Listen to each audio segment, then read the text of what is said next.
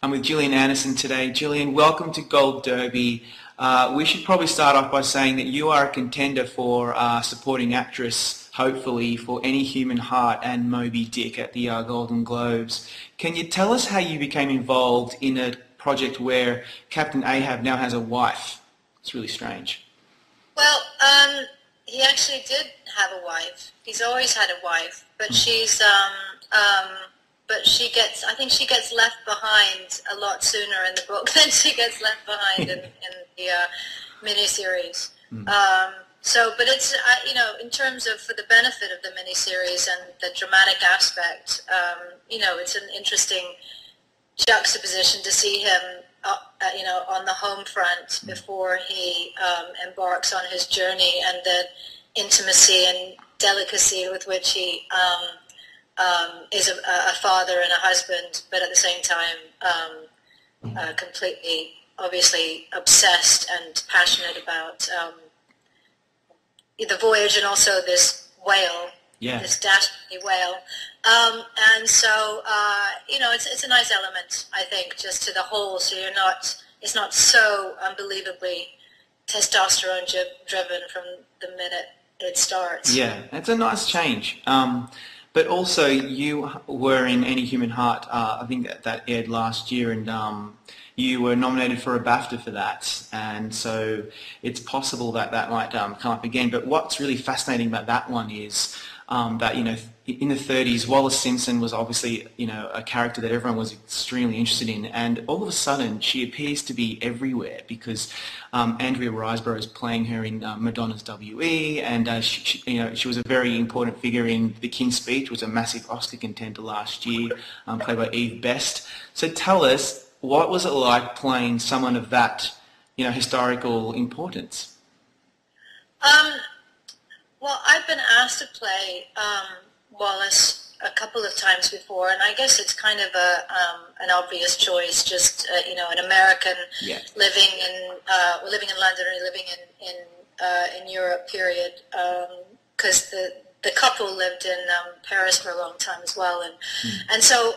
But it wasn't until I read the script that I really felt like I don't know how much of it was to do with timing and how much of it was to do with the actual script, that suddenly I got her in some sense of my of knowing where to begin with her just as an actor, and I don't know why I hadn't felt that before, but it's quite daunting taking on somebody that, as you said, people are obsessed with and have been obsessed with for a long time. And so, the research began and all that. I love that part of the process. But it's, you do put yourself on the line a little bit when you agree to play somebody like that, just in terms of people who may have known her. I've run into...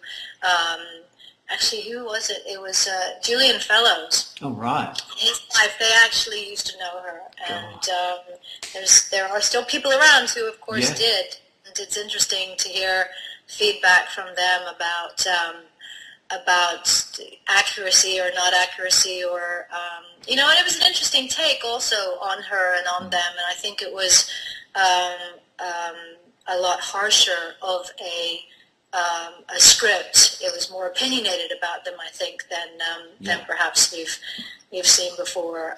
So that was interesting to be a part of that take on things, and I love William Boyd's writing, so that was a pleasure. It was a really interesting casting decision, and as you mentioned, just to have that American English kind of mix just seemed to work so brilliantly. But friends, powerful friends. We know who we can call on in an emergency. We are not without influence. We can still get what we want, even if it takes a little longer these days. But what I'm really interested in about your career, obviously, and a lot of people have already raised this probably in many interviews that you've done, is you've just done so many fantastic period pieces. And so you've just been in what was it? The Crimson and the White, the Crimson Petal and the White. That's Victorian London. Bleak House is a Dickensian classic. Moby Dick and Any Human Heart span the whole of the 20th century. So you're obviously adept at playing different periods. But do you usually go through a similar process in researching these roles? What do you normally do to kind of get into that headspace? Well, if it's based on a novel, which all of these seem to be, I start by reading the book, which is always good, and it's an interesting, position to be in. To how much do you reread the book, and how much do you reread the script? And Yeah. and I'm quite opinionated, so there's actually been a couple of things that I can't remember what there was something where I actually decidedly didn't read the book because I knew that it was an offshoot, and I was afraid that I was going to become elitist about it and start making a fuss about trying to change too many things. But I can't remember what that was. So I read and I read and I read, and I do research on the individual people, and I do research on the time and the what was going on politically and socially, and research on etiquette and all that kind of stuff, and accents, and depending on where the person is from, and in Wallace's case, when we first see her, it's quite a while after they've been together. And, or at least I tried to, when we first see her, I tried to have more of an American accent than when she ends up when we see her towards the end, because she did become quite an Anglophile when she was over here, and she had adopted a lot of his speech mannerisms and so, all that kind of stuff.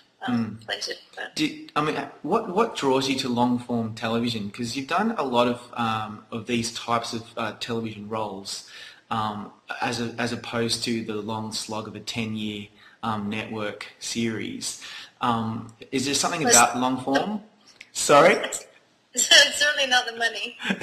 Yeah, exactly. It's more of where I am at a particular time in my life, and what else I've recently done. If I've done, if I feel like there's an aspect of the character that I haven't done before, obviously, or is challenging in some way.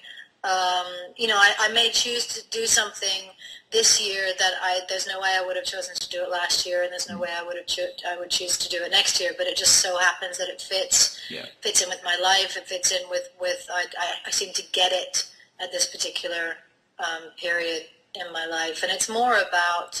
I respond to script above everything else, whether it's in a novel or on the page of a shooting script, and I think that's really where it begins for me. Because if it's not on the page, it's not going to be on the screen, and so it's less to do about I shouldn't do a miniseries because that's the last thing I did.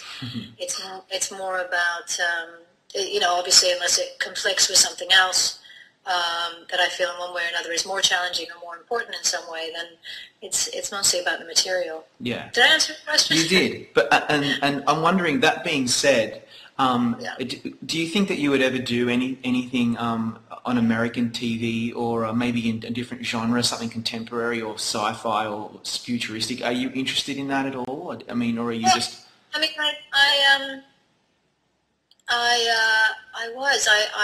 I've been looking at TV a little bit. I developed something here for a couple of years that I was very involved with, that would have been on TV here and in the States, that I decided not to do, but TV was very much a part of what my future was going to be to a certain degree. And there's been a comedy script, American television script, that I've kind of been following for a little while because I really like it. But all things kind of have to come into play at the same time, and and I do take into account school terms. Yeah, that's right. 'Cause you're a mum. People have to remember that. A mum of three. I would very much look into it. I'm not interested in doing 9 months a year, but I might consider doing something for 3 or 4 months a year. And Yeah. I keep teasing David about having me on as a guest star on Californication. Yeah. I Oh know my that goodness. series, but it would Can be you the first time imagine? I think that I came back to American television after.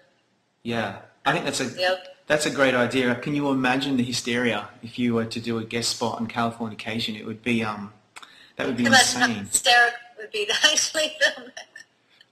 I totally think it would be, and that being brought up, given that you were a part of a, let's be honest, worldwide phenomenon, pop culture, you're a pop culture icon, and